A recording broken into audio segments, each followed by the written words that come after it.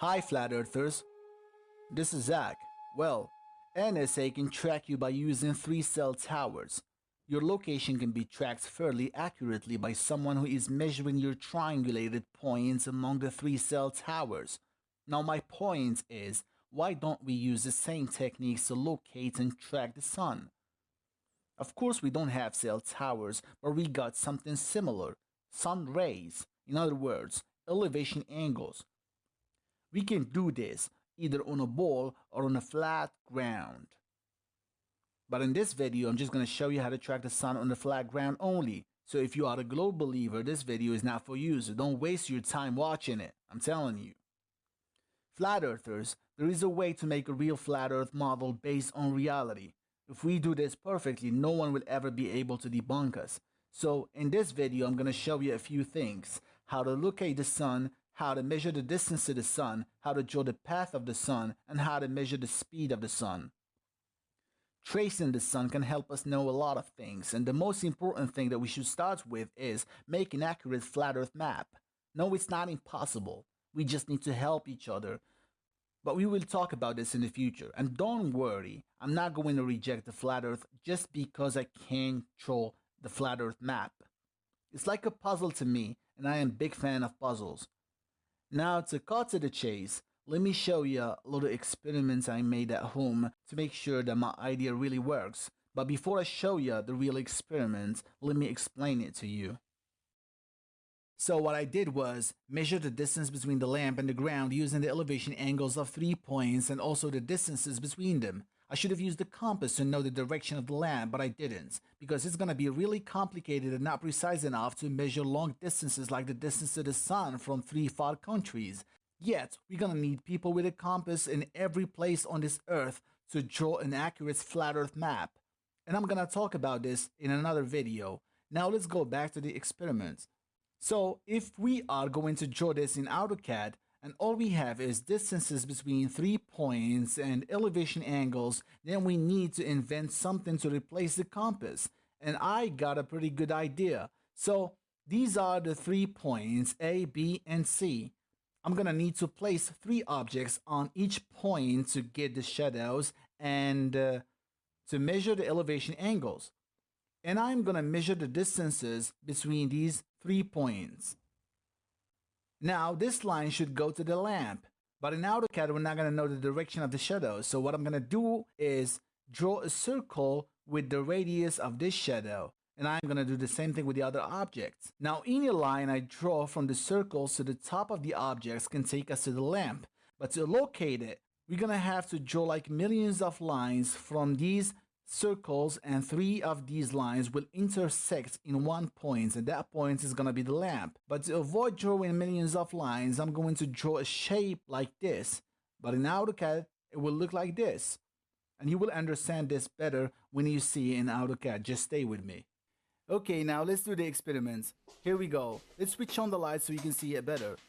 Well, as you can see, I got 3 lighters and 3 white points, C, A, and B. I put these points here so I can measure the distances correctly.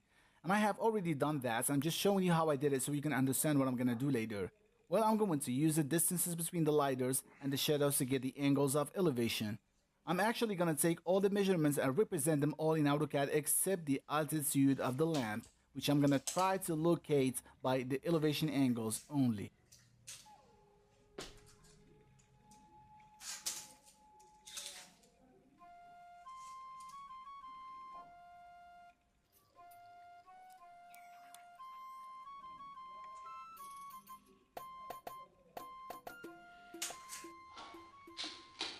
So let's imagine the lamp as the sun and the lighters as cell towers and the light that comes from the lamp as a mobile signal, for example. And all we have is distances between the towers and the mobile signal, which is the lights in this case. Here are the measurements that I used to locate the lamp that is at 35.50. Now the question is, how are we going to locate the lamp using the distances between the lighters and the elevation angles only? Let me show you this in AutoCAD, and if this works, then we're gonna have to do the same thing with the sun. Okay, now what you see here is exactly what I had on the table. same measurements, look at the distances and compare them to the distances I showed you on the paper.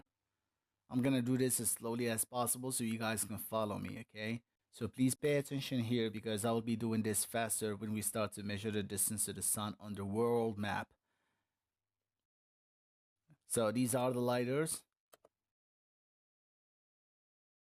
The lamp must be somewhere here, but we still don't know for sure. I'm gonna delete these lines because I'm not gonna need them anymore. And now I'm gonna draw the shape I told you about. The shape is gonna keep the same angle of 360 degrees, but it's not necessary to close the shape because we already know that the lamp is in the middle. Remember, we are triangulating the lamp. Now let's rotate it towards the middle. There you go.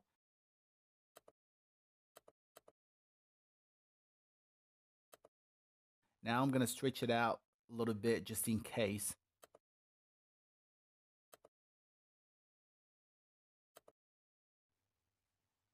Now let's do the same thing with points B.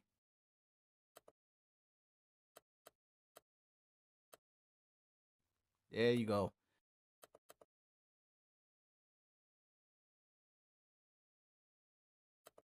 Now we are going to rotate it. Well, as you can see, it intersects in an arc, and the lamp can be anywhere on that arc. So to locate the lamp, we're gonna have to draw the third shape. Okay, we're done. Now let's change the color so you can see it better.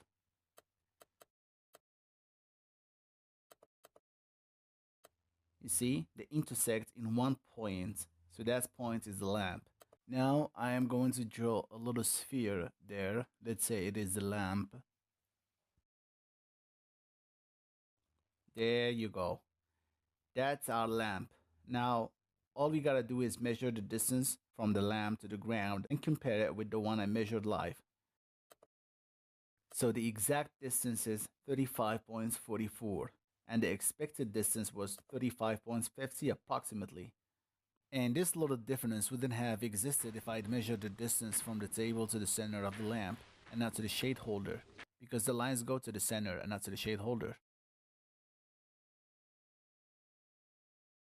Now, before I show you anything on the map, let me show you first the exact distance to the sun using the exact distances from Google Maps. So I'm gonna choose 3 cities: Madrid, Cape Town, and Ushuaia. So let's start with Madrid, Cape Town. This is the distance between them. And now I'm gonna draw the exact distance in AutoCAD. Now let's see the distance between Madrid and Ushuaia. Here it is. Now I'm gonna draw a circle with the radius of that distance. Now let's see Cape Town and Ushuaia. Here it is. And now I'm gonna put another circle here with the radius of that distance too. There you go. Now you can say we got the 3 cities in AutoCAD. Now let me write the names quickly: Madrid, Ushuaia, and Cape Town. Now I'm gonna draw these vertical lines because they are necessary to draw that shape we talked about before. Alright, this is how it looks like. Now I'm gonna add 3 circles just because I want to, okay?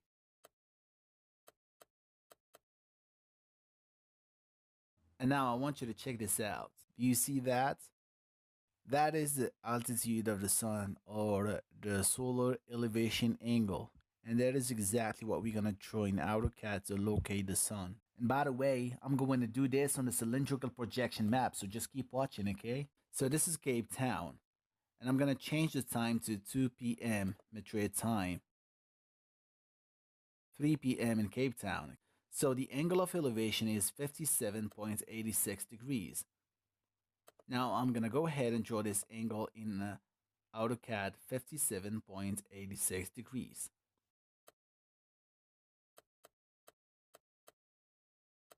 Okay, perfect. Now let's see Ashwaya 31.89 degrees. Let's do it quickly.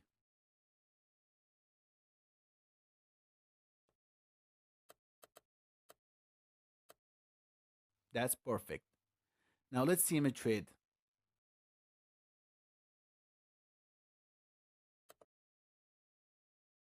33.06 degrees.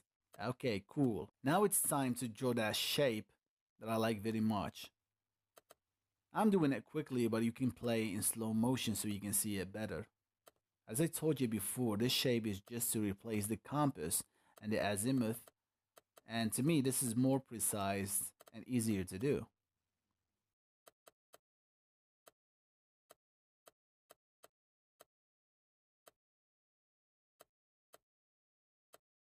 Okay, I'm changing the colors now.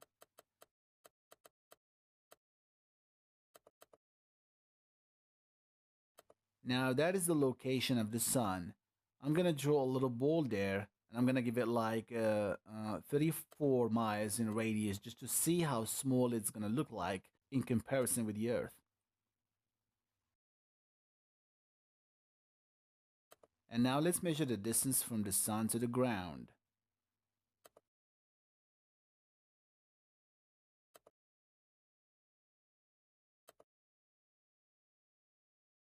2,584 miles.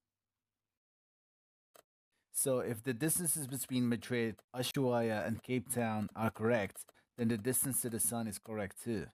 So this is how the sun is going to look like on the flat Earth.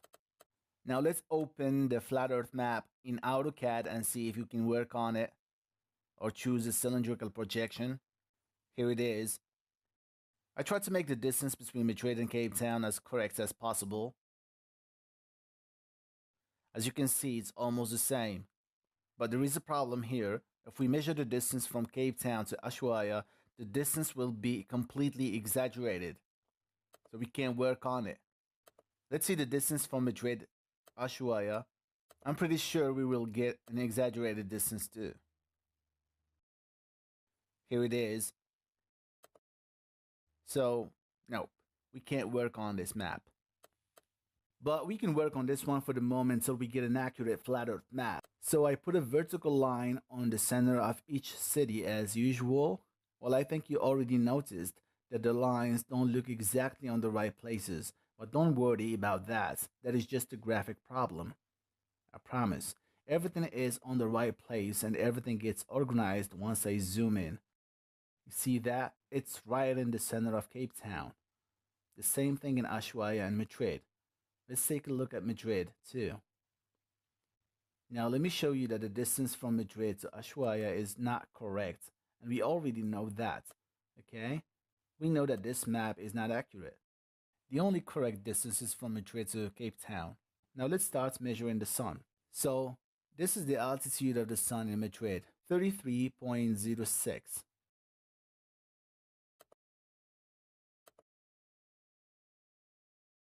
33.06. So here it is. Let me confirm it. Okay, that's perfect. Now let's move to Cape Town. 57.86 degrees. I'm actually drawing the same angles over and over again. Now let's write it here, 57.86 degrees. Let's make sure it's correct.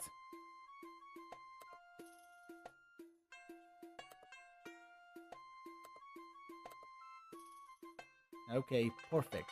Now let's move to Ushuaia again. And let's do it quickly. Okay, 31.89 degrees. Make sure it's correct. Okay. Now let's take a look at the drawing. I think you guys have an idea where the sun is gonna be. This time I'm gonna show you more stuff. Just stay with me. Now it's time to locate the sun with that beautiful shape. Let's do this fast because I don't want you to sleep.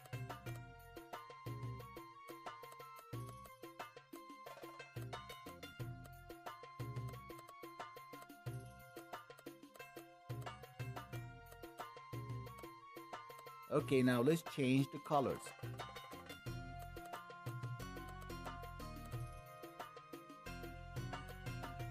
That's where the sun should be.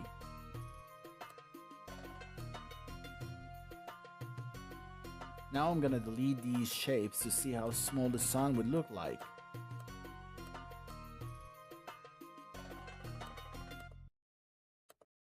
And by the way, the radius of the sun here is 34 miles, okay? I know it's bigger than what the flat earthers say. I just wanted it to be more visible, that's why. So that is the location of the sun. The sun is about the point that I'm gonna show you right now. Now I'm gonna show you the distance from that point to the sun. 3,052 miles. Let me show you the distance from each city to the sun just in case you are curious to know it.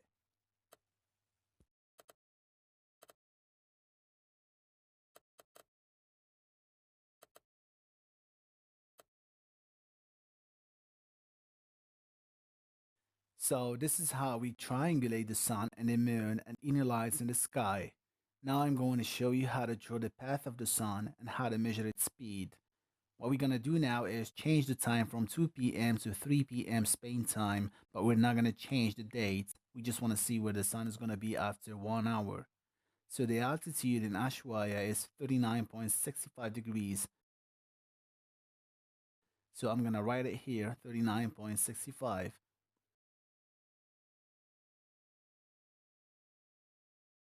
Now I'm going to move to Cape Town and the altitude is 46.11 degrees.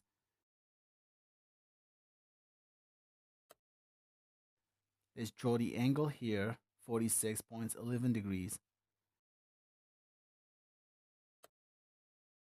Now let's see Madrid and the altitude is 29.72 degrees. Okay, now I'm going to write it here. Alright, that's correct. Now I'm going to get rid of the other lines. They're not necessary anymore. So let's draw the shapes. Y'all know the steps now, right? This is the first shape, and this is the second shape.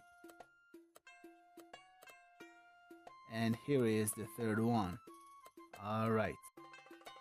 And again, I'm going to change the colors.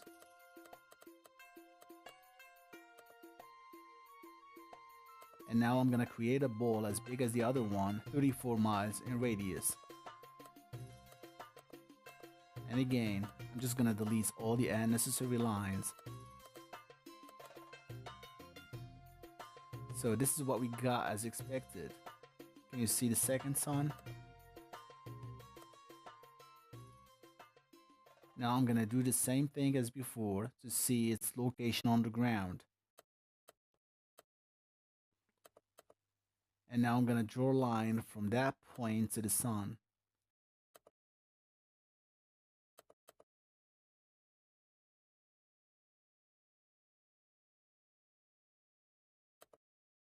As you can see, these altitudes are almost equal. And that can mean either the sun changes the altitude or the map is not accurate, or both. But I think if the map was accurate, we would get the same altitude. Now we're going to measure the speed of the sun. So the distance between the first sun and the second sun is the speed that the sun travels per hour. So the speed of the sun is 1,357 miles per hour. This is just an approximate number because the map is not accurate, okay? If we draw an accurate map, then we can measure the exact speed and the exact distances with zero mistakes. We have seen 2 p.m. and 3 p.m. Now let's see 4 p.m. So I'm going to start with Madrid. I already changed the time to 4 p.m. and the altitude is 23.61 degrees.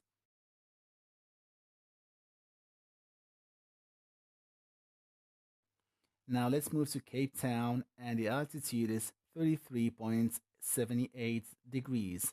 Let's draw the angle. And we're going to do the same thing with Ushuaia, 46.03 degrees. Let's draw it here.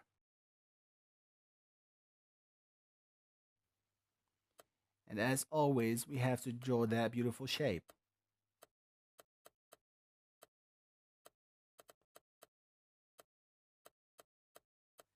And I'm going to draw another ball here with the same radius as the other ones.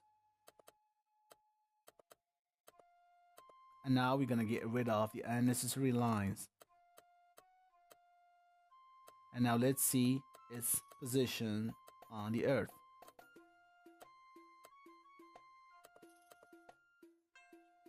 Now we can notice a bigger difference in the altitude and also in the speed. And that was expected because of the map.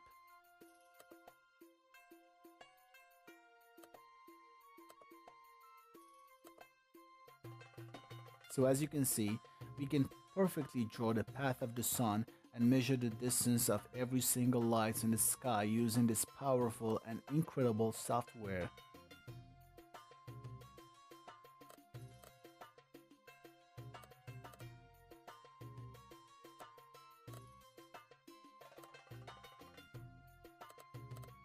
Now let's compare the distances from Madrid to the sun at 2 p.m. and at 4 p.m. As you can see, at 4 p.m., the distance is more than 1,000 miles longer than in 2 p.m. And that means that the more the sun moves to the west, the more it moves away from Madrid until it finally disappears. And this should tell you something, huh?